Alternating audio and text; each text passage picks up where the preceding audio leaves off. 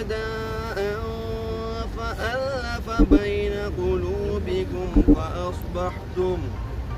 فأصبحتم بنعمته إخوانا وكنتم على شفا حفرة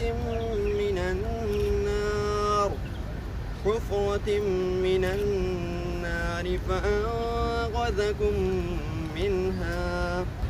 शुरू अल्लाह के नाम से जो बड़ा मेहरबान नहायत रहम वाला है।